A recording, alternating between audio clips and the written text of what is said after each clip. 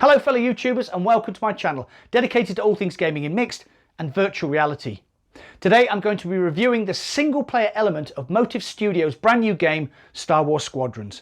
I'm only covering the single player campaign today. The multiplayer element will get a separate review later in the week and I will try to avoid spoilers. So better hold on to your R2 unit. This is going to be a blast. So let's get straight into it then, and remember, we're born to respawn.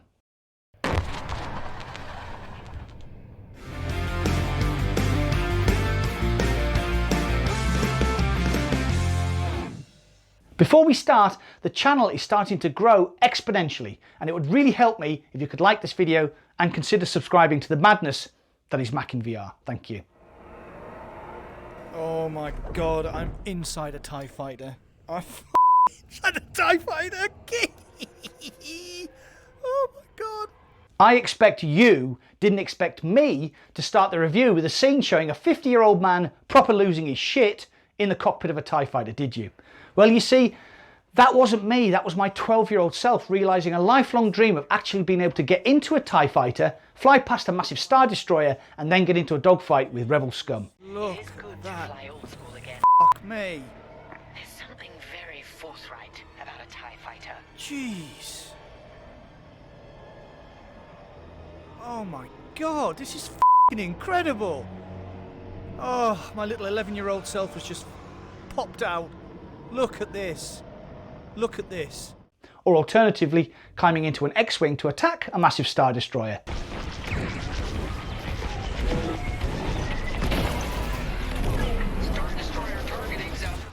And crikey, when you're flying towards them, laser shots blasting past your cockpit, TIE fighters screaming by inches away from your wings, they are massive and intimidating things. The scale is just immense. Check out this scene right at the beginning of the game, flying my X-Wing past the rebel fleet, taking in the massive Star Cruiser and the smaller assault frigates, all iconic ships from the first 3 films. It's just breathtaking, truly breathtaking. There's a mission called Skies of Yavin, an intense battle in the upper atmosphere of the planet. I mean, just look at it. It looks like you're in one of the films. And then the combat starts.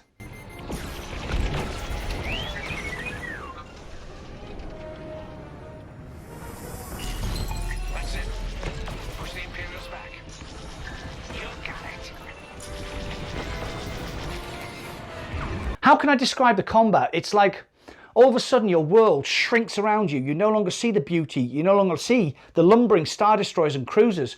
All you can see are the zipping fighters, streaks of laser fire, alarm bells in your cockpit as a missile locks, frantically adjusting your power levels on the fly, boosting, drifting, firing, looping, accelerating, missile countermeasures. Recharging, resupplying, firing, frantic turns, more alarms, your radar red with enemies, all intent on taking you down. The graphics are breathtaking, but the combat is breathless, relentless, terrifying rounds of being pursued and then turning the tables on your foe and becoming the pursuer. Hunted becomes hunter, prey becomes predator.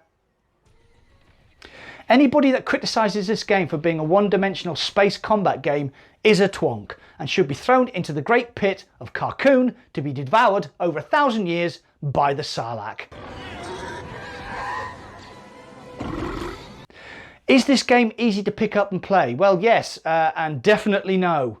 So what do I mean by that? This game is not easy to pick up because space combat is bloody difficult to get your head around. What I mean is this game is easy to pick up, hard to play, and even harder to master.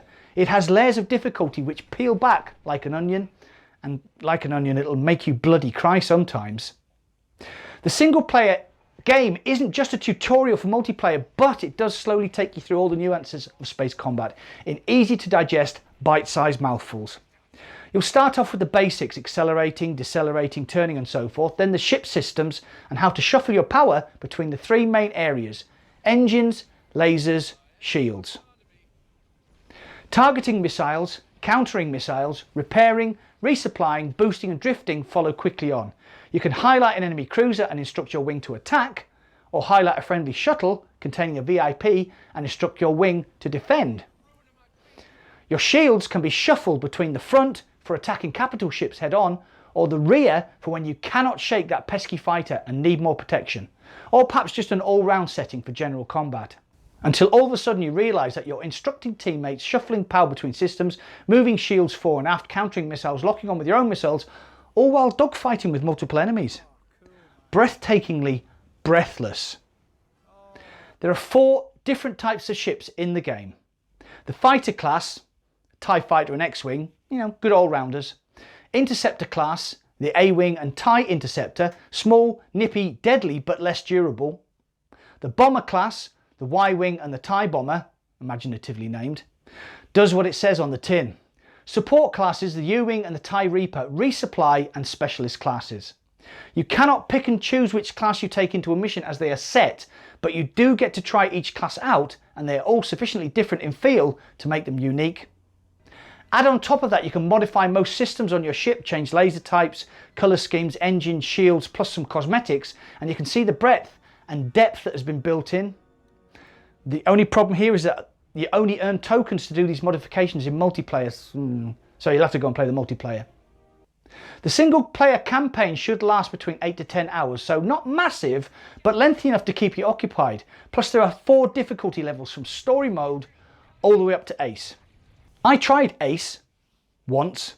The first TIE Fighter I came across pulled my pants down and wedged me with an ion missile. Vanguard might be able to help me solve. No, not that kind of wedge. There are briefings on board starships and moments of exposition that turn out to be basically somebody talks at you while you stand there dumbstruck. It can be a bit jarring, but the characters are extremely well rendered and their backstories, they give them a bit of depth. So don't skip meetings with your teammates. It adds to the story. Did I mention the music? That fantastic, sweeping, majestic soundtracks of Star Wars. It's there and firmly embedded in the game, wrapping you up in its warm cocoon of familiarity. Every time you start to think, oh, wouldn't it be good if this bit of music, well, the soundtrack you were thinking of, it's already started. We're being ambushed. TIE fighters incoming. Attack positions. Take them down.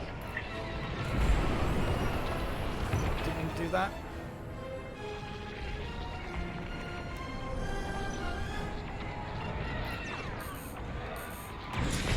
That's the last of the TIEs. So is Star Wars Squadrons worth the price just for the single player campaign?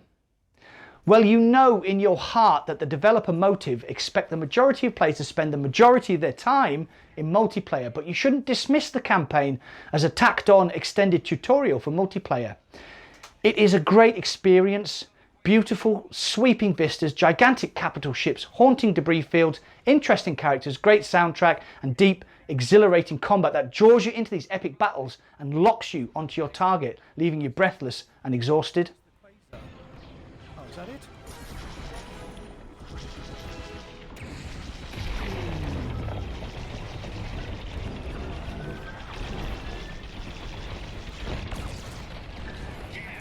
Way to deal with that quasar. Yeah, baby, down you go. Plus, on any difficulty level above pilot, it's a proper challenge where you'll have to have your wits about you at all times. A bit like playing real humans. I've gone from frustration to elation in this game. The thrill of mastering the combat is like a drug. In the later levels, when you're incorporating all the systems and every trick and maneuver you've learned and dominating the enemy, well, again, breathtaking and breathless.